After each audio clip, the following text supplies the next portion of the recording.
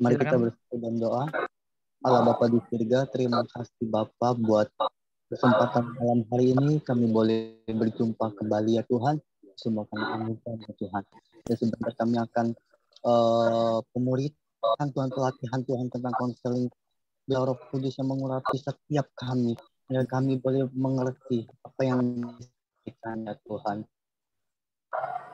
Yang akan menyampaikan firman-Mu, konseling yang tentang konseling.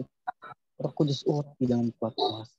Dan kami akan memulai pelatihan kami Bapa. Hanya di dalam nama Yesus kami berdoa dan mengucap syukur. Haleluya. Amin. Silakan Pak. Akan share screen. Ini tanya dulu tapi sama itu Ferry ya. Rambutmu kok aneh begitu, kenapa?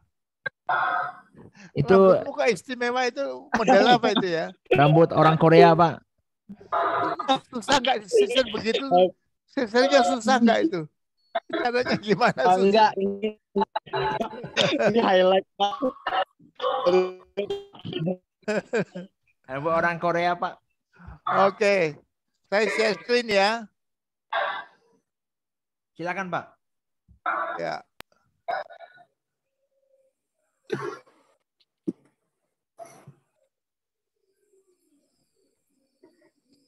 Ya, kita akan bicara pada hari ini tentang respons terhadap hambatan.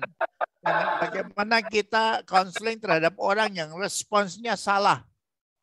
Ya, bagaimana orang itu akan frustrasi karena ada hambatan dalam hidup ini. Nah, seorang frustrasi ya. Mungkin karena ada kegagalan.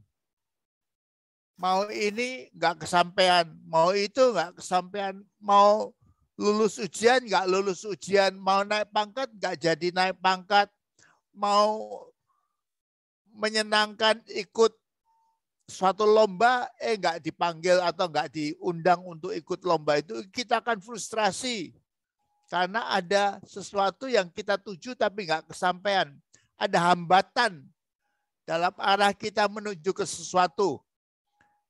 Misalkan kita mau ke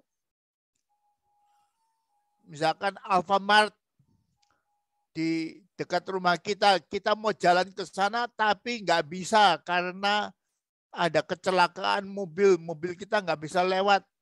Jadi ada hambatan menyebabkan kita tidak tercapai keinginan kita. Nah, frustrasi, ini gambar orang yang frustrasi ya, termenung aja. Nah, kita lihat ya, contohnya ya, tujuan, keinginan, kehendak yang tidak akan tercapai, yang menyebabkan orang bisa frustrasi. Kalau si karyawan ini, saya mau jadi pimpinan perusahaan ini, saya kok nggak naik-naik ya, mestinya kan giliran saya yang diangkat ya, kok orang lain yang diangkat, marah dia, frustrasi dia, karena tujuannya untuk jadi bos, nggak kesampaian. Keinginannya, kehendaknya tidak tercapai. Maka dia akan frustrasi.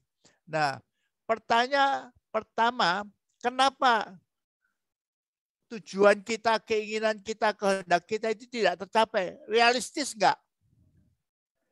Tadi ya, kita lihat si Ferry ya, dengan rambut gaya Korea itu. Pengen jadi bintang film Korea, masuk akal nggak? Kalau Ferry mau jadi bintang film Korea. Masuk akal. Masuk akal. Ya dia harus pindah ke Korea ya. Kalau di Indonesia nggak laku nanti ya. Nggak akan jadi bintang film Korea ya. Ya harus pindah ke Korea. Kok nggak ada uang ya. Mau ke Korea kok nggak. Saya mau jadi pemenang lomba kecantikan seluruh Indonesia. Ya mungkin bagi banyak wanita itu tidak realistis. Nggak masuk akal. Gadis desa yang nggak cantik mau menjadi bintang film nomor 1 di seluruh Indonesia, ya nggak akan menang karena nggak realistis. Saya hanya lulusan SD aja, saya malas sekolah dulu. SMP saya sudah drop out, lalu saya mau menjadi kaya, seperti orang nomor 1 kaya di Indonesia, ya nggak bisa. Itu tujuan yang tidak realistis. Saya orang biasa, orang yang kemampuannya nggak banyak, tapi saya mau nikah sama bintang film paling cantik di seluruh Indonesia itu tidak realistis, tidak masuk akal, dan tidak akan tercapai. Dan kalau nggak tercapai, frustrasi kita. Kenapa ya? Saya mau jadi jadi suaminya bintang film yang cantik itu, kenapa nggak kesampaian ya? Karena tidak realistis. Jadi ketujuan atau keinginan kita itu menghadapi suatu hambatan. Nah, jadi saudara ingin nikah sama ini bintang film China ya, yang terkenal. Saya tidak tahu namanya itu, mungkin saudara lebih kenal namanya. Bisa nggak saudara menjadi suaminya bintang film yang digandrungi, yang dicintai sama ribuan orang? Bisa menang nggak kita di Indonesia? Ya mungkin nggak bisa. Karena tujuan kita tidak realistis, nggak masuk akal. Saya mau jadi suaminya bintang, saya mau punya istri seperti dia, nggak masuk akal. Atau ya saya hanya lulusan SD aja, karena saya malas sekolah dulu. Di perusahaan saya hanya jadi office boy, atau saya hanya jadi tukang parkir aja dipakainya. Saya mau jadi kaya seperti ini, seperti gambar ini. Itu tidak realistis. Tidak masuk akal. Bakal gagal. Saya mau jadi orang kaya seperti ini yang tidurnya di duit begitu. Tidak masuk akal. Karena keinginan saya tidak masuk akal, tidak realistis. Pasti bakal gagal. Nah, saya punya pohon money, pohon uang ya. Money tree. Wah, enak ya. Kalau saya punya money tree, tiap kali saya punya kebutuhan, pengen beli motor, ambil aja dari money tree-nya. Karena uang saya banyak begitu. Kalau saya hanya lulusan SD aja, karena saya malas sekolah dulu. Nah, saya mau punya rumah mewah seperti ini. Kalau saudara itu mungkin S1, S2, kerjaannya bagus, sukses, keinginan ini bisa tercapai. Tapi kalau saya hanya office boy, gimana saya bisa punya rumah yang mewah seperti ini? Saya hanya loper koran aja, saya hanya antar koran aja. Sekarang sudah tidak laku itu korannya. Tapi saya hanya bawa barang-barang orang yang beli barang di pasar, mau bawa pulang ke rumah, saya punya pick up, saya bisa naikkan di atas pick up saya antar ke rumahnya. Ya itu dapat uang juga, tapi tidak akan jadi kaya sampai punya rumah mewah seperti ini. Tujuan saya tidak realistis, keinginan saya tidak realistis, kehendak saya tidak masuk akal. Saya punya mobil, wow, saya punya motor yang gede, moge yang luar biasa. Saya mau ikut lomba motor itu yang baru dilaksanakan di Indonesia itu. Wah, saya mau menang situ. Ya nggak masuk akal. Kalau saya, apalagi kalau saya Yonatan sudah tua begini, saya mau menang lomba moge, ya tidak bisa. Motor gede itu. Rumah saya cuma sederhana. Saya punya mobil tapi mobilnya sederhana. Nggak bisa punya mobil yang mewah begitu. Karena kalau saya pengen punya mobil yang mewah, nggak realistis. Ya, pasti akan terhambat. Wah, saya mau punya pesawat terbang. Wah, itu tentunya tidak realistis ya. Saya mau naik pesawat terbang masih bisa. Saya kumpulkan uang 1 juta aja saya sudah bisa terbang ke Pontianak, ke Singapura. Tapi kalau saya mau punya pesawat terbang, tidak realistis dalam keadaan saya seperti ini. Saya bukan orang kaya. Saya mau jadi dokter. Wah, asik. Tapi saya SMP aja sudah DO, udah nggak mau sekolah, atau SMA sudah males sekolah. Gimana saya bisa jadi dokter? Itu keinginan atau tujuan hidup yang tidak realistis, mendambakan, aduh asik ya kalau saya jadi dokter, saya jadi ahli bedah terkenal. Nggak masuk akal. Karena untuk jadi dokter itu bukan saja lulus SD, SMP, SMA. Harus S1 terus S2 atau prakteknya itu bertahun-tahun. Nggak masuk akal bagi saya kalau SD aja saya sudah males sekolah. Saya mau anak saya jadi pengusaha besar atau saya mau jadi anaknya seorang pengusaha besar. Kalau papanya nggak punya kemampuan, papanya bukan orang pinter, sekolahnya biasa aja, dan bisnisnya banyak jatuh bangun, ini keinginan yang tidak realistis ya. Nah ini mungkin saya mau jadi konduktor kereta api. Ya harus belajar. Kalau nggak mau belajar ya nggak bisa. Nggak akan tercapai. Saya mau jadi wisudawan. Ya SMA aja nggak lulus. SMA aja diulangi 3-4 kali ujian akhirnya. Kok saya mau jadi sarjana? Apalagi jadi S2 begitu. Magister. Ya nggak masuk akal. Tujuannya untuk lulus jadi S2. Sarjana magister itu tidak realistis karena SMA aja saya malas belajar, saya malas bikin PR, saya tidak mau mengerjakan tugas-tugas, banyak ujian itu harus diulang 3 kali baru lulus. Gimana saya mau jadi mahasiswa dan jadi sarjana S1 atau S2? Nggak realistis. Jadi tujuan, keinginan, kehendak. Ini kita menuju ke tujuan atau keinginan atau kehendak kita ya. Maunya mencapai tujuan, mencapai sasaran itu. Ini keinginan kita ya. Jadinya seperti ini, mencapai sasaran, mengenai tujuan, keinginan, kehendak kita tercapai. Nah, tapi kalau tujuan kita buruk,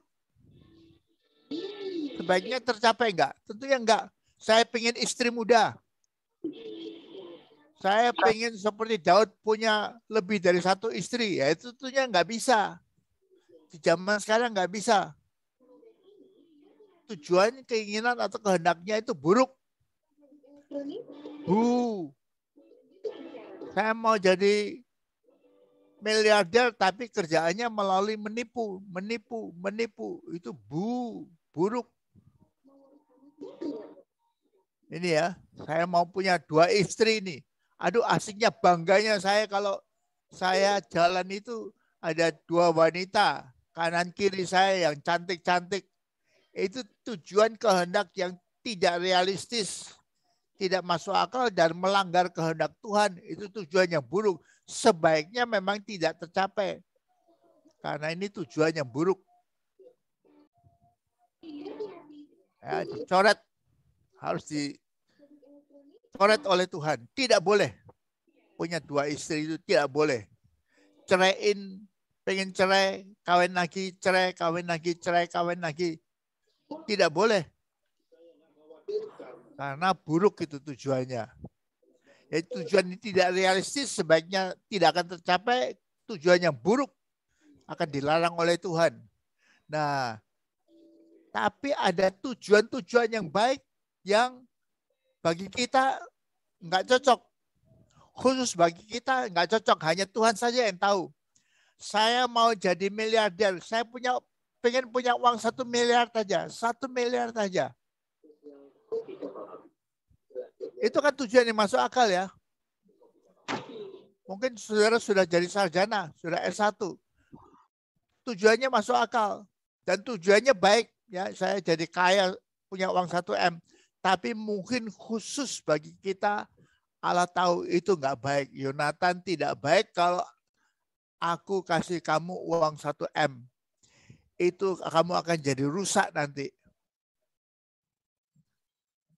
saya mau hidup lama, hidup sampai 60 tahun, 70 tahun, itu masuk akal.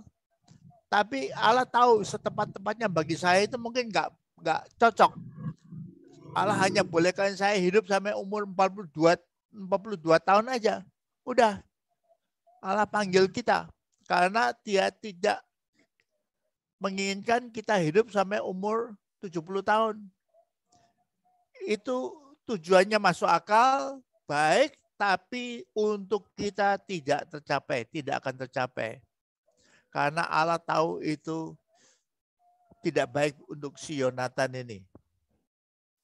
Ya, jadi ada tujuan-tujuan yang sebetulnya baik tapi tidak akan tercapai karena khusus bagi kita tidak baik. Hanya Allah saja yang tahu ya. Nah, jadi ada hambatan dalam hidup kita ini. Hambatan yang merah itu. Kita mau masuknya ke kanan ini tapi ada hambatan yang nggak bisa. Terbentur hambatan itu. Ada tembok tebal yang warna merah ini. Yang menyebabkan kita tidak bisa mencapai sasaran hidup kita ini. Nah, kalau kita menghadapi hambatan itu apa? Sudah lihat mau ke kanan tapi ada tembok merah yang tebal itu, kita bisa, respons kita bisa ke atas yang baik atau juga bisa respons yang ke bawah yang tidak baik. Jadi respons, jadi makanya topik pada hari ini respons terhadap hambatan. Kita mau mencapai sasaran,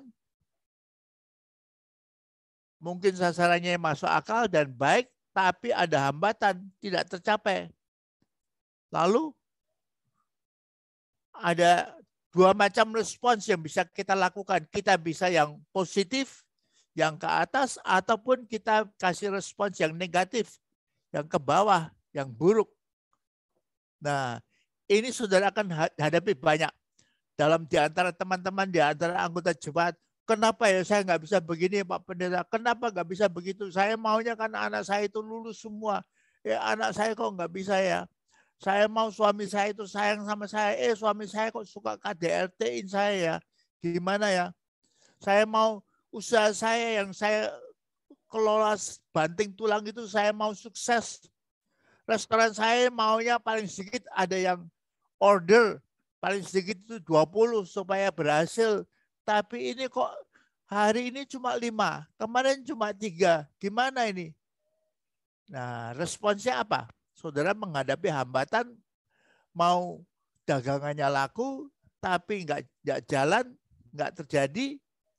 Saudara bisa kasih respons positif atau respons negatif ke atas atau ke bawah. Ya, ini ke bawah ya, ini respons negatif ini. Respons yang buruk terhadap hambatan. Ini respons negatif. Saya tulis respons negatif. Kita menghadapi tembok yang tebal ini, dinding yang tebal itu, kita responsnya negatif. Tapi bisa kita juga, dan ini yang kita anjurkan sama konseling kita itu, orang-orang yang akan kita tolong itu. Jangan Bu, jangan Pak, jangan lakukan begitu. Ayo lakukan yang ke atas itu, respons yang positif ya. Respons positif. Hindari respons negatif. Sebab orang bisa memilih. Menghadapi hambatan mereka bisa memilih kasih respons negatif ataupun kasih respons positif. Nah ini contoh-contoh dari respons negatif ya. Ini dalam ladang Nabot ini ya. Dalam Raja-Raja, 1 Raja-Raja pasal 21 ayat 1 sampai 19. Ini cerita tentang ladang daripada Nabot. Raja Ahab dan istrinya yang jahat namanya Isabel itu punya istana. Sudah jadi raja ini, punya istana. Tentunya kaya sebagai raja ya. Tapi dia lihat tetangganya. Tetangganya di sampingnya, di samping istana itu ada ladang anggur yang punya itu Nabot. Dia pengen sekali punya ladang Nabot. Dia pengen punya ladang Nabot. Tapi waktu dia mau beli sama Nabot, ini saya beli nanti kamu bisa beli ladang yang baru, ladang anggur yang baru, perkebunan anggur yang baru, lebih besar daripada ini.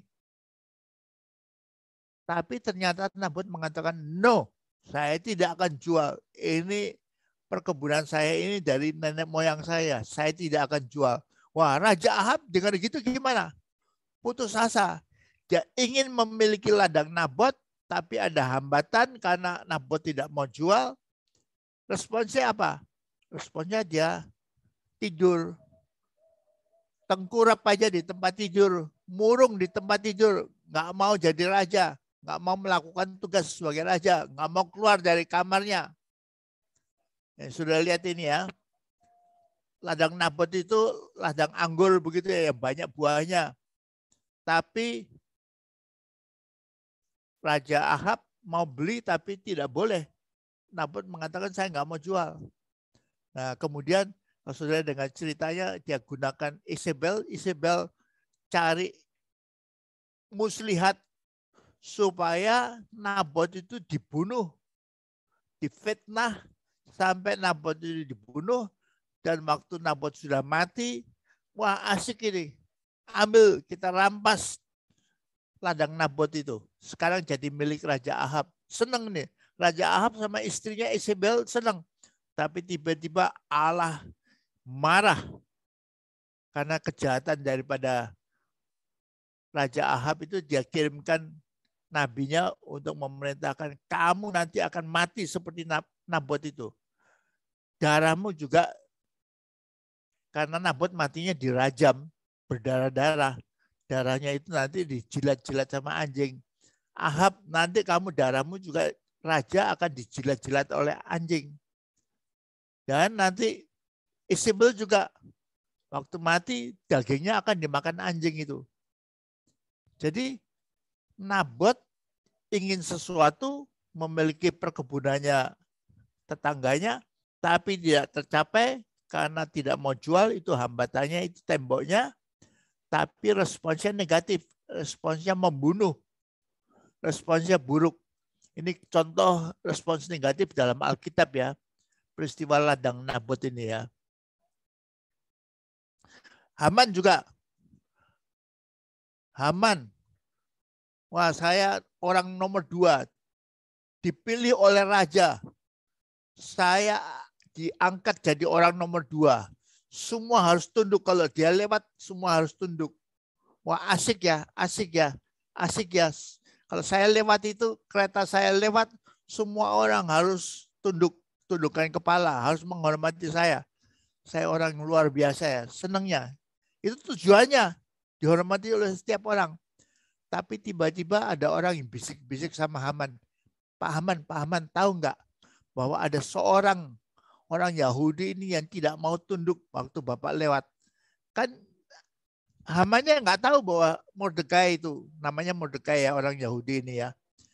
Dia tidak tahu bahwa Mordekai itu tidak mau tunduk sama dia. Karena dia menikmati mungkin ribuan orang di sekitarnya itu tunduk.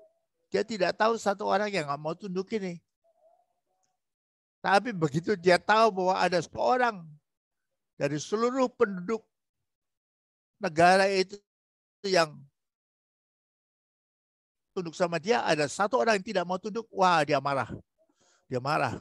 Saudara kalau baca ceritanya itu marahnya nggak masuk akal. Dia diberitahu oleh orangnya itu yang Mordekai itu duduknya di pintu gerbang raja itu. Kamu lihat sebelah kanan ya, kalau kamu masuk itu, ini misalkan yang sebelah kanan ya. Kamu lihat itu sebelah kanan. Orang itu tidak mau, kalau dia berdiri dia tidak mau tunduk, tidak mau membungkuk. Kalau dia duduk dia nggak mau berdiri. Karena dia tidak menghiraukan kamu. Haman, wah Haman jadi marah. Dan tiap kali dia mau pagi-pagi mau kerja, kerjanya di istana raja. Begitu dia sampai ke gerbang istana, dia langsung lihat ke sebelah kanan. Ternyata betul itu, Mordekai nggak mau duduk. Wah jadi panas hati. Udah nggak enak kerja hari itu. Udah dia minta cuti, dia balik keretanya, pulang ke rumah. Karena nggak tahan itu. Dia panas lihat Mordekai itu nggak mau tunduk sama dia, tidak mau menghormati dia. Nah, kalau saudara cerita selanjutnya, rencananya malah bunuh si Mordekai ini karena nggak tahan ya. Ayo kita gantung dia aja. Tapi kalau sudah dengar ceritanya, Allah berperkara sampai Haman sendiri yang digantung oleh raja. Bukan Mordekainya, malah Mordekainya diangkat jadi pimpinan. Haman yang harus tunduk, harus melayani Mordekai. Wah, itu kan hambatan yang besar. Keinginannya supaya dia itu dihormati dan dihargai oleh Mordekai.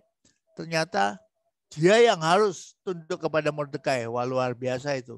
Sakitnya bagi si Haman ini. Ini respons negatif.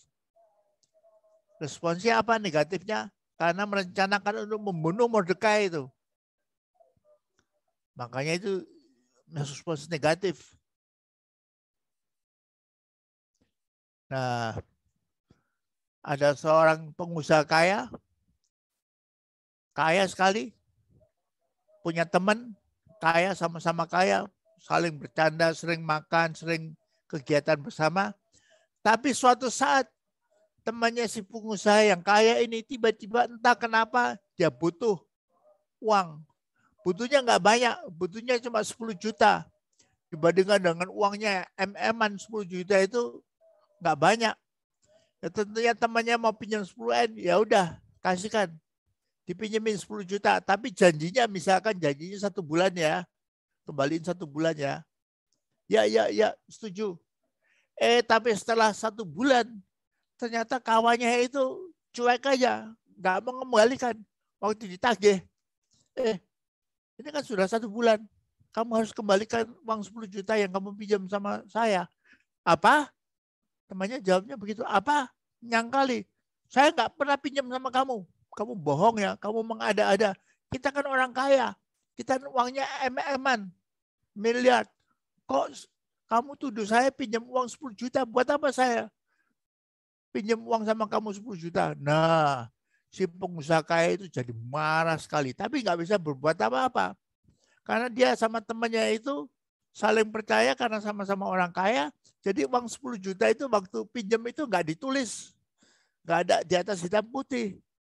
Jadi dia nggak bisa apa-apa. Wah, dendamnya luar biasa. Dia ingin uangnya kembali dan dihormati oleh temannya. Ngakui bahwa temannya itu pinjam 10 juta. Tapi temannya tidak malah melakukan itu. Itu hambatan nih, tembok tebal ya.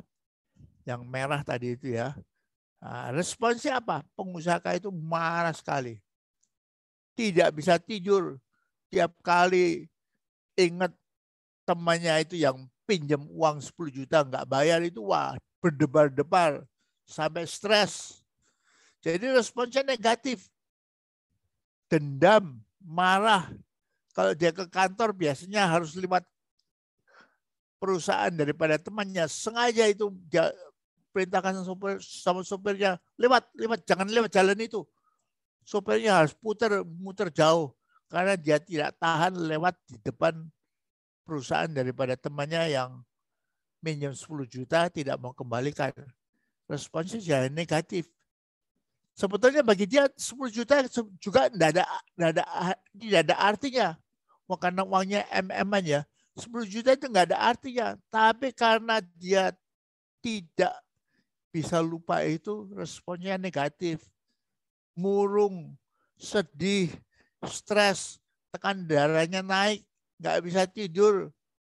Itu respons negatif terhadap keinginannya yang tidak tercapai itu. Ini rumah tangga, seorang ibu. Ini saya pernah, ibu ini cerita sama saya kasusnya. Saya sebagai pendeta mau membina dia. Dia nikah sama seorang suami. Suami dari keluarga kaya. Jadi setelah nikah, dia sama mertuanya itu disediakan rumah kecil. Nah, ini mertuanya punya suatu kompleks yang besar. Di rumah utamanya itu ada si pemiliknya itu, bapaknya itu. Nah, anak-anak yang lain itu dengan menantu-menantunya dibikinkan rumah-rumah sekitar tidak sebesar rumah utamanya, tapi sekitar rumah utama itu dibikinkan rumah, termasuk si ibu muda ini sama suaminya yang adalah anak daripada orang kaya itu. Tapi dalam pernikahan ternyata suaminya itu selingkuh. Ya, suaminya nggak mau lagi tinggal di rumah. Suaminya kabur dengan istri mudanya. Sampai si istri muda itu tetap tinggal di kompleks mertua indah. Tetap tinggal di kompleks mertua. Tapi dia mulai tidak sejahtera. Saudara-saudara ipar-iparnya mulai mengejek dia. Anaknya sudah 2 kecil-kecil. Pulang sekolah nangis. Kenapa? Karena dipukul sama saudara-saudara sepupunya sendiri. Karena keluarga ini sudah dilecehkan sama saudara-saudara suaminya yang masih tinggal di situ. Sedangkan suaminya sudah main gila dengan perempuan lain, sudah tidak tinggal di kompleks itu. Nah, ibu muda ini dulu seorang sekretaris yang hebat, sekretaris daripada bos, gajinya besar. Tapi ibu muda itu nangis saja di rumah kecil di kompleks Taman Mertua Indah itu. Sedih aja, penasaran, benci sama suaminya. Tapi tidak mau keluar daripada kompleks itu. Anaknya masih diganggu sama saudara-saudara sepupunya. Ibu itu tidak mau keluar. Nah, kalau waktu ngomong sama pendetanya, pendeta mengatakan, ibu kan pintar kerjanya dulu ya. Ya, saya dulu sekretaris bos. Gajinya besar ya, gajinya besar. Saya bisa kontrak rumah sendiri. Nah, pendetanya tanya, kenapa ibu tidak keluar dari Taman Mertua Indah ini? Kenapa ibu tidak kerja lagi jadi sekretaris? Sebab perusahaannya dulu itu mengharapkan dia kembali sebagai sekretaris. Kenapa ibu tidak kembali jadi sekretaris? Nah, ini kan dapat uang banyak kerja. Ibu bisa kontrak rumah sendiri. Bebas daripada ipar-ipar atau anaknya nggak perlu dipukulin sama saudara-saudaranya, saudara-saudara sepupunya. Jawab ibu itu apa? Ya rugi dong. Nanti saya kan nggak dapat rumah. Rumah ini kan buat saya. Harta warisan daripada suami saya jatuh untuk anak-anak saya. Kalau saya pergi dari rumah itu kan saya nggak punya hak lagi atas rumah itu. Ya tapi ibu, ini pendetanya mengatakan, tapi ibu kan bisa beli rumah sendiri. Bisa kontrak rumah sendiri. Kenapa nggak kontrak? Nah, ibu itu nggak mau. Itu respons negatifnya. Dia ingin sejahtera, tapi ada hambatan besar.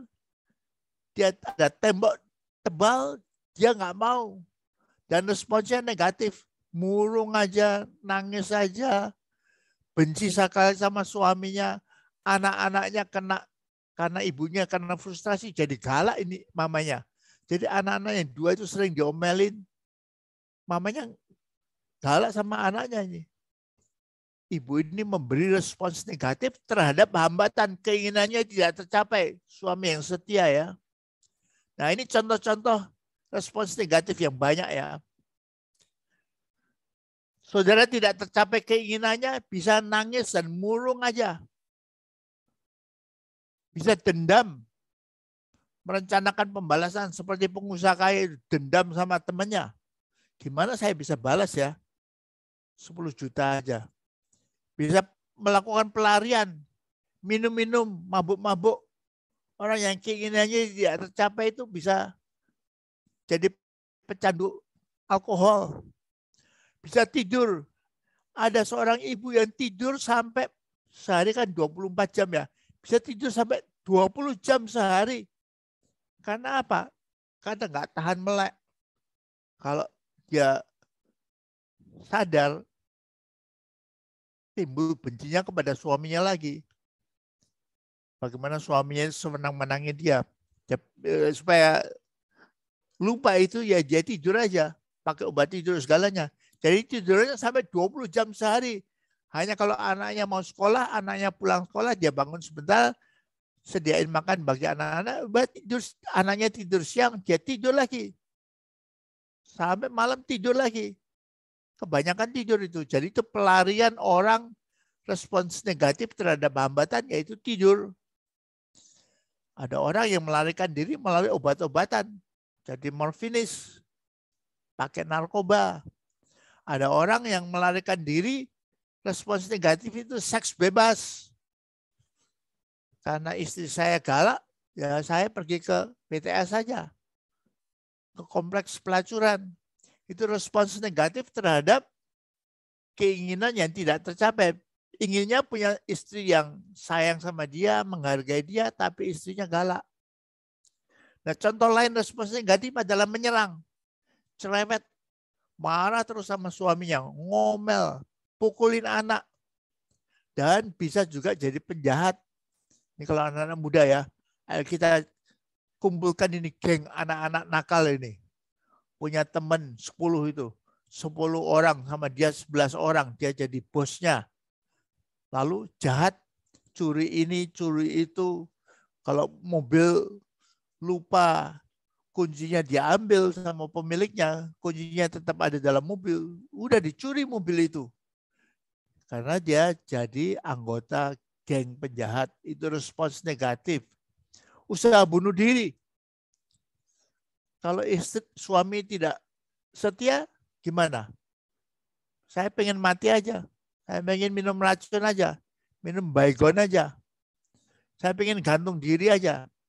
Atau seorang wanita bisa mulai silet-silet. Tangannya disayat-sayat begitu.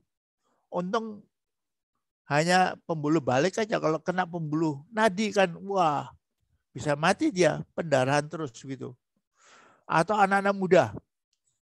Pacarnya direbut orang lain. Marah sekali. Responsnya apa? Naik mobil itu ngebut di jalan tol yang mestinya hanya boleh 80, 90, 100 km per jam itu dia ngebut sampai 150 km per jam.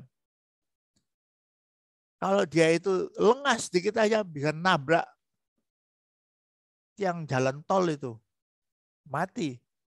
Itu respons ngebut itu banyak anak-anak muda ngebut di jalan sebagai respons negatif terhadap hambatan. Ngambek. Usaha lain untuk respon negatif adalah ngambek. Nggak mau kerja. Nggak mau sekolah. Pacar saya diambil sama teman saya nggak mau sekolah. Peduli amat. Orang tuanya sudah marah-marah. Ayo tetap sekolah, ayo tetap sekolah. Enggak, saya nggak mau sekolah. DO. Mogok kerja. Lumpuh, sungguh-sungguh lumpuh. Bukan lumpuh kakinya ya. Artinya hidupnya lumpuh. Teler. Nah, pertama pura-pura gila. Lama-lama sungguh-sungguh jadi gila, lama-lama sungguh masuk rumah sakit jiwa. Ya ini banyak. Kalau saya pergi ke tempat-tempat penampungan wanita-wanita itu, tempat penampungan wanita, banyak wanita-wanita itu seperti orang gila. Karena apa? Karena tingkah laku suami yang aneh. Tapi respons ibu ini, lihat suaminya, misalkan suaminya itu selingkuh, atau suaminya ceraiin dia, atau suaminya tipu uangnya banyak sampai habis uangnya itu, ya jadi seperti orang gila begitu. Kesadarannya tambah lama tambah merosot sampai akhirnya sungguh-sungguh harus ditampung di rumah sakit jiwa. Dan respons negatif yang banyak dilakukan, yang biasanya dilakukan pertama adalah menjauh dari Kristus. Nggak mau lagi ke gereja, nggak mau lagi berdoa. Dulunya suka praise and worship, tidak mau lagi praise and worship lagi. Nah ini macam-macam respons negatif yang saudara dengar banyak ini. Waktu saudara mau menolong teman atau menolong anggota jemaat, dengar ini. Saudara harus dengarkan ceritanya ya. Ya suami ibu kabur ya sama wanita muda ya. Iya. Terus ibu berbuat apa? Ya saya ambil silet, saya pengen mati aja. Saya beli baygon. Saya minum 1 gelas, tapi kok nggak mati ya? Nah itu respons negatif terhadap hambatan. Hambatan terhadap tujuan yang baik. Tujuannya apa? Punya keluarga bahagia, itu wajar. Kita pengen punya pernikahan bahagia. Tapi kalau itu tidak tercapai, ada hambatan, terhambat, tidak tercapai. Responsnya gimana? Ya ibu ini responnya kok negatif. Mau bunuh diri begitu. Ini macam-macam respons negatif, saya tulis ini 8 macam. Yang gede-gede ya. Yang banyak contohnya sebelah kanannya itu. Saya kasih contoh-contoh pelarian, misalkan minum alkohol, bubuk melulu, pakai narkoba, atau jadi seks bebas, pergi ke kompleks pelacuran, itu sebagai pelarian terhadap hambatan. Nah, ini contoh-contoh respons negatif. Ini yang akan saudara banyak hadapi. Kalau saudara counseling ya, banyak menghadapi hal-hal seperti ini. Nah, sebaliknya, kalau kita dengar orang itu punya respons negatif, kita harus rubah. Kita harus bimbing dia. Kita harus counseling sama dia. Kita harus arahkan supaya dia itu punya respons positif. Ini contohnya si Yosafat, saudara bisa baca sendiri di rumah nanti. Bagaimana waktu jadi serbu sama tentara yang luar biasa besar, lebih daripada tentaranya sendiri. Dia datang kepada apa? Ayo kita pergi ke bait Allah. Ayo kita minta tolong kepada Allah. Itu contoh yang positif ya, respons positif. Nah ini contohnya ya. Waktu Nabi itu berkata kepada raja, jangan takut, Allah yang akan berperang untuk kamu. Kamu diam aja, nanti Allah akan berperang. Allah akan habisin ini. Tentara yang musuh yang besar sekali itu. Dan sungguh-sungguh terjadi ya, Raja Yosafat datang kepada Allah, minta tolong kepada Allah, nangis-nangis di hadapan Allah. Itu respons yang positif ya.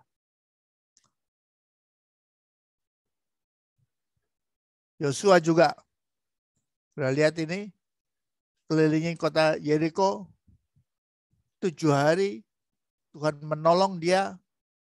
Tapi kemudian setelah Yeriko roboh itu ada seorang namanya Achan, curi dan diumpetin, barang curiannya diumpetin di tendanya. Maka Allah menghukum orang Israel. Kota berikutnya kota Ai, dusun kecil aja, dihajar kalah sama musuh. Tapi apa yang dilakukan oleh Yosua ini? Yosua kemudian sobek-sobek bajunya, tersungkur menghadap Allah, minta tolong kepada Allah. Harapannya hanya pada Allah, karena dia tidak tahu kenapa ini dusun kecil kalau kita dihajar kalah. Nah, kemudian Allah memberitahu, oh, ini orang namanya Achan ini yang mencuri barang-barang yang tidak boleh dicuri itu. Dan seluruh orang Israel kena hukuman. Tapi yang kita pelajari sekarang ini respons positif dari Yosua. Waktu tentaranya kalah perang, dia datang kepada Allah, dia tersungkur, dia berdoa, berpuasa. Nah, kalau orang zaman itu kalau berdoa, berpuasa itu sobek-sobek bajunya sebagai tanda duka cita ya, sobek-sobek bajunya. Raja Hizkia waktu diberitahu oleh Nabi, kamu akan mati nih. Sebentar lagi kamu sakit ini nggak akan sembuh. Apa yang dilakukan Hizkia? Hizkia tidak putus asa, tidak minum baygon, tidak udah lebih baik saya mati sekarang aja. Ambil tombak bunuh diri. Enggak. Dia langsung menghadap tembok. Dia nangis di hadapan Allah, minta tolong kepada Allah. Dan Allah memperpanjang usianya banyak tahun lagi ya. Ini respons positif. Menghadapi tahu bahwa dia akan mati, diberitahu oleh Nabi ini. Tapi dia datang langsung kepada Allah, minta tolong supaya dia diperpanjang usianya. Ini respons positif ya. Nah, ini contoh-contoh. Tentunya respons positif pertama adalah datang kepada Kristus. Pergi ke gereja, jangan tinggalkan gereja. Kalau respons negatifnya saya nggak mau lagi ke gereja, respons positifnya ayo Bapak ke gereja lagi. Ayo Ibu ke gereja lagi, ikut persekutuan lagi, ikut doa, baca Alkitab lagi. Jangan marah kepada Tuhan supaya ditolong oleh Tuhan. Bertobat. Kalau ada kebiasaan-kebiasaan tidak baik, ayo bertobat. Jadi kalau dia itu malas sekolah, tidak mau sekolah, ya nanti akan gagal hidupnya. Gimana itu? Ya bertobat. Ayo, kalau masih ada waktu sekolah terusin lagi atau ambil les lagi, belajar lagi. Respons positif yang lain adalah sukacita, ceria. Ayo praise and worship, menyanyi dan menyembah. menghadapi hambatan itu, ayo nyanyi, menyembah, ditipu uangnya, nyanyi, menyembah, bangkrut perusahaannya, ayo nyanyi dan menyembah, datang kepada Allah, datang kepada Kristus, bertobat, pergi ke gereja juga, jangan justru kabur dari gereja. Enggak. Kalau disakiti hati, yang keempat, mengampuni, lupakan kekecewaan. Seperti tadi pengusaha yang temannya pinjam 10 juta lalu temannya nggak mau bayar balik itu. Dia penuh dengan kecewaan, dendam. Ayo sekarang ampuni. Dalam nama Tuhan Yesus Kristus, aku ampuni si Joni itu yang pinjam uang 10 juta tidak mau balikin. Aku ampuni dalam nama Tuhan Yesus Kristus. Dan lupakan. 10 juta itu yang kecil ya. Lupain.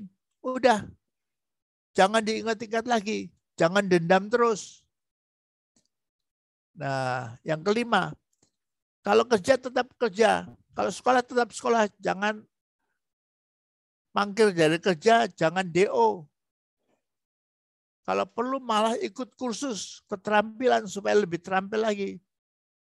Mau nggak bisa naik-naik pangkatnya di perusahaan karena kemampuan tata bukunya itu kurang.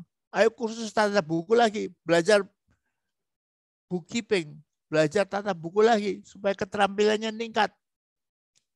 Dan tetap melayani dan tetap berguna bagi kerajaan Allah. Tetap melayani, jangan berhenti melayani. Nah, ini respons positif. Jadi saudara anjurkan jemaat yang ada dalam masalah karena keinginan tidak tercapai, sudah dengarkan keluhannya dan sudah dengarkan perbuatan-perbuatannya, respons negatifnya. Ayo sekarang Ibu mulai lakukan respons positif. Apa itu respons positif? Ibu mulai praise and worship, mulai memuji menyembah. Jangan justru ngambek, tidak mau baca Alkitab lagi, nggak mau ke gereja lagi, nggak mau ikut nyanyi lagi. Jangan, justru memuji menyembah lagi. Jadi ini counseling kita ya. Saudara begitu lihat orang itu hidupnya itu respons negatif, anjurkan supaya dia itu, bimbing dia itu supaya dia itu respons positif. Dengan demikian Allah akan menolong dia. Tapi kalau dia justru tidak mau datang kepada Allah, nggak mau baca Alkitab lagi, nggak mau ke gereja lagi, ya nggak ada pertolongan nanti. Ya, Tuhan Yesus memberkati. Silakan kalau ada yang ingin tanya, silakan Eric. Jadi menghadapi respons negatif, kita bimbing jemaat kita untuk memberikan respons positif. Dan saya sudah kasih banyak contohnya respons positif dan negatif ya. Oke, silakan kalau ada yang mau tanya. Silakan kalau ada yang mau bertanya, masih ada kurang lebih 10 menit. Tentang respon positif dan negatif. Ada? Karena nanti kita akan ada praktek ya. Kita berikan kasus, nanti kita akan saling konseling gitu. Silakan kalau ada yang mau bertanya dalam sisi konseling. Kayaknya minggu lalu Bu Akin nggak sempat tanya deh, betul ya? Bu Akin mau tanya, silakan Ibu Akin. Minggu lalu kayaknya mau bertanya, cuman nggak sempat. Oke, salam Pak. Selamat malam. Salam. Saya ada menghadapi jemaat yang sepertinya punya masalah Pak di dalam gereja. Dan saya banyak memberi masukan, ya seperti konseling dia, kasih dia semangat. Waktu di depan kita dia kayaknya sih menerima. Tetapi setelah kita pulang, bukannya dia menerima, justru dia menjelekkan. Bagaimana menghadapi orang yang seperti ini Pak? Karena ini saya lakukan bukan sekali saja, sudah berulang kali. Tapi yang kenyataan yang saya dapat seperti itu. Nah, bagaimana menghadapi orang yang seperti ini? Ya, itu dia kena akibatnya. Kasih respons negatif atau kalau dia, nah kita minggu lalu belajar tentang masalah dalam, masalah luar ya. Kalau dia itu masuk dalam masalah, tapi masalahnya itu masalahnya sumbernya adalah dia. Kita harus membimbing dia, Ibu, tinggalkan kebiasaan Ibu yang buruk itu. Ini Bapak ini mau kabur atau Bapak sudah matanya mulai lihat-lihat cewek lain. Karena Bapak merasa bahwa ibu itu galak sekali. Karena Bapak merasa bahwa ibu itu suka maki-maki dia. Laki males, laki bodoh, laki sialan dan sebagainya. Makanya Bapak nggak tahan. Jadi ibu itu menghadapi masalah, tapi masalahnya masalah dalam seperti kita sudah bahas minggu lalu ya. Masalahnya timbulnya datang daripada si ibu itu. Karena kata-katanya yang kasar itu. Jalan keluarnya apa? Jalan keluarnya dia harus bertobat. Masalah dalam itu bertobat dari masalah dalam.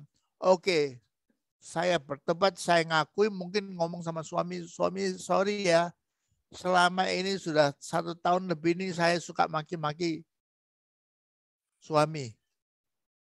Ya dia bertobat. Tapi kalau dia nggak mau dengar itu ya udah dia akan terus dalam masalah. Kita nggak bisa paksa orang untuk nurut sama kita. Kita bisa hanya membina, membimbing, kasih jalan keluar, kasih pandangan-pandangan, tapi yang nurut itu harus dia, bukan kita yang melakukan. Seperti tadi itu ya, orangnya itu hanya maunya respons negatif.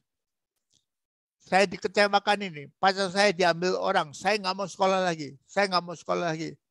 Nah kita sebagai Ibu Akian, sebagai konselornya, John, ayo, saya tahu pacarmu diambil cowok lain, tapi ayo tetap sekolah. Kamu masa depannya masih jauh sekali itu. Selesaiin SMA-mu ini. Jangan kelas 2 sudah mogok. Nggak mau sekolah lagi. Nanti parah hidupmu. Lebih parah lagi hidupmu ini. Jadi kita anjurkan dia itu kasih respons positif. Ayo tetap datang ke gereja. Ayo tetap praise and worship. Ayo tetap minta berdoa kepada Tuhan supaya Tuhan selesaikan masalahnya itu. Kalau dia nggak mau dengar ya udah nggak bisa apa-apa. Kita nggak bisa paksa. Jadi seorang konselor hanya bisa membimbing, tapi konselor tidak bisa memaksa. Jadi Ibu Akian sangat baik kalau bisa membimbing, tapi yang melakukan itu harus konselingnya sendiri. Kalau dia nggak mau melakukan ya nggak bisa apa-apa kita. Yesus Kristus sendiri, tiap kali dia ngomong, kalau diturutin, diberkati orang itu. Seperti orang kaya yang naik si Sakius itu ya. Undang Kristus, Kristus datang ke rumahnya, dan dia dibina oleh Kristus. Sakius bertobat, tidak akan berhenti, dia tidak akan lagi tipu orang, bahkan dia ganti orang yang sudah tipu itu sudah diganti 4 kali lipat dan tidak mau nipu lagi. Itu bagus, itu respons positif. Tapi Sakius juga bisa mengatakan no kepada Tuhan. Siapa yang mengatakan no kepada Tuhan? Ya adalah Yudas. Udah diberitahu sama Tuhan, jangan. Lebih baik kamu itu lupakan itu, mau jual aku. Yang mau mengkhianati Kristus. Kristus sudah tahu bahwa dia akan dikhianati oleh Yudas. Saya sudah peringatkan, saya sudah pernah khotbah ya. Paling sedikit diperingatkan 1 malam terakhir itu diperingatkan 4 kali. Tapi Yudas tetap berhak untuk mengeraskan hati. Tetap saya akan jual Yesus Kristus. Akhirnya dia putus asa, dia gantung diri, mati. Dan perutnya pecah, dimakan cacing, dan jiwanya atau rohnya langsung diambil oleh setan. Neraka kekal itu. Yudas masuk neraka kekal itu. Kasihan itu. Tapi itu tingkah lakunya sendiri. Jadi Ibu Akian hanya bisa membina kalau orang masih tetap mau selingkuh ya. Orang tetap mau korupsi ya tetap kena akibatnya. Orang tetap mau KDRT ini istrinya. Walaupun kita sudah ngomong jangan sekali-kali tempeleng istrinya lagi. Tapi kalau dia mau tetap tempeleng istrinya, dia akan berantakan keluarganya. Bapak nanti akan kehilangan istri dan kehilangan anak-anak ini. Kalau Bapak tetap suka KDRT ya. Tapi kalau dia tetap nggak mau dengar kata, ya udah nggak bisa apa-apa. Jadi Ibu Akian tidak bisa memaksakan. hanya bisa membina, menganjurkan, kasih counseling, kasih nasihat, tapi yang melakukan itu harus counselingnya sendiri. Tidak bisa dipaksakan. Dan Ibu Akian tidak bisa melakukan bagi dia. Kita tidak bisa melakukan, kita tidak bisa bertobat untuk orang lain. Nggak bisa. Dia sendiri yang harus bertobat. Anak-anak muda, malas sekolah, nggak mau bikin PR, suka bolos. Kita mengatakan jangan begitu, nanti kamu gagal, hidupmu akan gagal, bukan hanya gagal sekolah, tapi hidupmu akan gagal nanti. Kalau malas sekolah aja malas, SMP aja sudah mau DO. Ya parah. Tapi kita tidak bisa berbuat apa-apa, kita hanya bisa membimbing, menasihati, kita tidak bisa paksa. Oke. Ya, Nggak terima apa-apa kasih, ya, Pak. Ibu Akian, nggak apa-apa ya. Iya, Pak. Kata-kata kita nggak didengar orang, nggak apa-apa. Itu haknya dia untuk menolak kata-kata kita ya. Bahkan menolak kata-kata Kristus pun itu hak dia. Banyak orang yang tolak kata-kata Kristus, tidak mau. Karena kalau memilih ke jalan yang lebar, masuk neraka kekal, ya. Ya. Oke, ada yang mau bertanya lagi? Saya Pak Iyun dari Guma. Silakan Pak Yun. Saya kan pekerja saya cuma tulang, noreh. Selain itu tidak ada lagi. Tapi saya punya rencana besar. Gimana caranya untuk mengulahkan posisi hidup, mau buka usaha, gimana caranya? Tapi saya tetap punya rencana. Ini dikatakan realistis atau tidak masuk akal ini. Ya. Saya punya keinginan besar untuk menjalani hidup waktu sisa ini. Ya, itu sharingkan dengan seorang yang ngerti ya. Kalau counselor itu, saya tidak bisa jadi counselor bagi semua orang ya. Saya hanya bisa jadi counselor kepada orang-orang yang saya ngerti. Jadi orang yang suku lain susah bagi saya. Saya mau counseling sama orang Papua itu kan saya nggak ngerti. Saya mau counseling sama orang Afrika itu saya nggak ngerti budayanya. Saya susah. Nah, kalau orangnya itu mau jadi, kalau Bapak itu mau jadi kaya, sukses, berhasil, saya harus ngerti usahanya mau apa ini. Masuk akal ini atau enggak. Karena saya bukan seorang bisnismen, saya nggak bisa membina Bapak. Tapi Bapak bisa ngomong sama orang-orang yang, terutama kalau dia orang Kristen yang sungguh-sungguh, yang ngerti, tulus, dia tidak akan bohongin Bapak dengan bimbingannya atau nasihatnya. Mungkin dia mengatakan ini nggak baik gitu. Saya ada tahu cara lain yang lebih baik supaya Bapak itu sukses. Ya, dia membimbing, itu bagus itu. Tapi tetap yang harus melakukan Bapak sendiri. Tapi dia akan membina, membimbing. Tapi dia harus ngerti cara apa untuk sukses dalam bisnis itu. Kalau seorang yang mau sukses dalam bisnis kuliner, jadi restoran, pemilik restoran, ya saya harus dengarkan baik-baik sebisa saya. Tapi karena saya sendiri tidak punya bisnis restoran, ya nasihat saya separuh aja nilainya. Mungkin dia harus saya kenalkan sama teman saya yang punya restoran yang sukses. Yuk, kamu ketemu sama si Pak Jarot ini ya. Dia punya restoran yang sukses. Kamu pengen punya restoran yang sukses. Oke, kamu ngomong sama dia, sharing sama dia. Biar dia cerita-cerita keuntungannya, kerugiannya, hambatannya apa, godaannya apa dalam bisnis kuliner ini, makanan ini.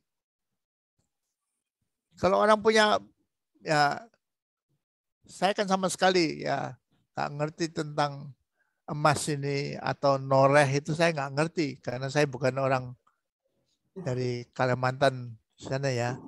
Jadi kalau mau bicara saya mau bisnis emas, ya tanya sama Pak Akian. kalau mau belajar noleh punya perkebunan karet yang sukses ya, cari orang yang ngerti.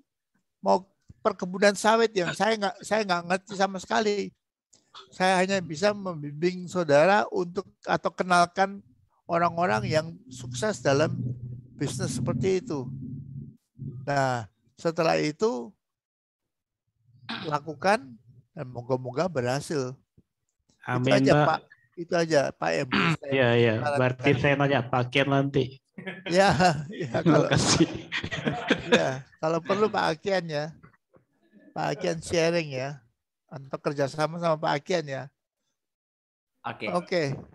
Pak, minggu depan berarti kita satu kasus jenis konseling lagi, habis itu kita akan praktek ya Pak. Ya, tapi sebetulnya masih banyak ini kasusnya. Ya, maksudnya itu per dua praktek gitu Pak. Dengan topik-topik yang seperti yang sudah dibahas ya. Iya, benar Pak. Ya. Oke, ada lagi nggak? Sudah jam 9, kalau masih ada satu nggak apa-apa. Kalau masih Ada Pak. Oke, silakan. Salam Ibu. Pak Jo. Shalom. Saya cuma mau bertanya bagaimana caranya berkomunikasi dengan orang yang suka mengabaikan maksud baik kita. Contohnya gini, Mak Yuyun. Saya minta tolong Mak Yuyun hari ini bantu saya misalnya masak gitu kan. Tapi Mama Yuyun tidak menjawab. Saya sudah sempat. Tidak meresponi gitu. Ngomong lagi kedua. Mak Yuyun, bisakah tolong saya sebentar aja. Terus dia tidak respon lagi sampai ketiga kali. Akhirnya saya itu merasa kehilangan hikmat, kehilangan akal sehat.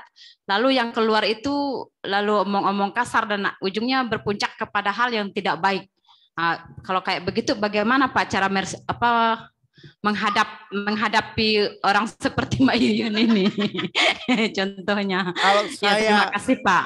Kalau saya kenal dekat sama Mbak Yuyun, saya akan datang sama dia lalu tanya,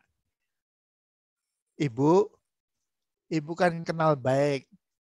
Kenapa kalau ditanya minta pertolongan kok Ibu tidak kasih respons, kenapa? Nah, saya mau dengar kata Mbak Yuyunnya itu ngomong apa. Dan kalau itu masuk akal, saya sampaikan kepada Ibu. Ini Mbak Yuyun tidak kasih respons karena terlalu sibuk. Atau dia lagi marah sama Ibu. Kenapa marahnya? Ya ada persoalan ini. Ibu harus minta maaf dulu. Oke, kalau itu saya sampaikan sama Ibu dan Ibu sungguh-sungguh minta maaf dan hubungannya baik ya. Kemudian Mbak Yuyun akan tolong lagi. Balik lagi seperti dulu. Misalnya kan gini Pak, misalnya satu hari ini saya merasa baik-baik aja gitu kan, tidak ada apa-apanya dengan dia gitu kan. Giliran saya minta bantu dengan dia, ngomong berkali-kali, ada apa, saya sendiri penasaran gitu, ada apa, kenapa, begitu kan. Dan hal itu sering saya rasakan Pak. Jadi saya merasa kadang-kadang udah kehilangan akal sehat untuk berkata-kata begitu, udah keluar ke akal-akal kata-kata yang tidak membangun jadinya. Ya, ini tidak akan bisa diselesaikan kalau kita tidak tahu sebetulnya kenapa Mbak Yuyunnya tidak mau membantu itu. Jadi saya harus tanya sama Mbak Yuyunnya, kenapa kok tidak mau bantu permintaan temannya ini? Kalau dia itu bisa jawab, ya saya bisa sampaikan kepada Ibu bahwa dia nggak suka apa begitu, atau masih ada kesalahan masa lampau, atau dulu masih ada ngutang 200.000 belum bayar ya. Nah, saya akan ngomong begitu dan Ibu kembalikan 200.000-nya, nanti Mayunya senang lagi. Jadi kita lihat masalahnya apa. Jadi saudara sebagai counselor juga harus jadi problem solver. Pandai mengatasi masalah. Caranya gimana ya? Seperti itu. Apa saya harus counseling sama Bu Yuyun ya? Pak Yuyun ya? Saya datengin dia, Ibu, ini kalau diminta tolong kok nggak kasih respons itu kenapa Ibu? Nah mungkin moga-moga dengar pertanyaan itu Pak Yuyun akan terbuka sama saya. Ya dia itu utang dulu 200.000 nggak pernah dibayar. Saya masih jengkel sama dia. Buat apa saya dekat-dekat sama dia? Buat apa saya bantuin dia? Dia ngutang nggak bayar. Nah itu kan saya ngomong. Ini dia merasa masih jengkel. Nah mau tolong karena utangnya belum dibayar. Kalau utangnya sudah dibayar mungkin Mak Yuyunnya senang sekali diminta jadi teman balik seperti dulu ya. Jadi kita harus problem solving ya, mengatasi masalah ya. Ada saat-saatnya seorang konselor harus pintar mengatasi masalah. Ya, ini masalahnya Mbak Yuyun itu kenapa? Ya, saya harus cari tahu. Kalau saya nggak dekat sama Mbak Yuyun, ya mungkin saya cari temannya yang bisa tanya. Tapi kalau bisa saya sendiri akan tanya sama Mbak Yuyun, kenapa kok cuekin, diminta tolong kok cuek begitu. Ya, saya harus cari tahu penyebabnya ya. Jadi ini pinter-pinternya seorang konselor itu harus problem solver juga, bisa mengatasi masalah. Masalahnya begitu diatasi, misalkan tadi contohnya begitu dikembalikan 200.000-nya, wah langsung jadi baik lagi Mak Yuyunnya, mau tolong lagi. Itu problem solving ya. Oke, terima kasih Pak buat penjelasan. Ya, ya. Jadi ada macam-macam ya penyebabnya ya. Dan tanya sama Mak Yuyunnya, kenapa kok jengkel sama saya? Kalau teman mungkin berani ya ngomong juga ya. Kenapa kamu sudah 3 kali cuekin saya, kenapa sih? Saya salah apa sih? Nah itu. Kalau itu diselesaikan ya beres nanti. Oke, rasanya cukup ya Erik ya. Ya, kita cukup. Kalau ada pertanyaan kita minggu depan lagi. Ya. Jangan lupa besok kita kelas WL. Mungkin nanti kelas WL-nya itu ada latihan pakai tim ya. Kalau lihat dari kemarin pembicaraannya, jadi nanti mungkin kalau memang mau menyiapkan WL yang baik, itu bisa disiapkan mungkin kayak di Gobuma ada tim musiknya siapa-siapa kan, WL-nya siapa, terus nanti di jembatan itu kan bisa juga ada keyboard atau gitar atau gimana yang bisa melatih setiap singer, WL sama pemain musiknya. Dan kalau yang perorangan nanti kan bisa nanti juga akan diarahkan secara perorangan dari pengajarnya. Oke, itu aja. Dan juga jangan lupa untuk kelas Selasa, doakan Bu Esther bisa cepat sembuh. Jadi kita akan lanjut kelas lagi. Thank you. Kita akan doa tutup. Sekarang mungkin saya minta Ibu Vero boleh tutup dalam doa, Ibu Vero. Kita bersatu dalam doa. Tuhan Yesus, terima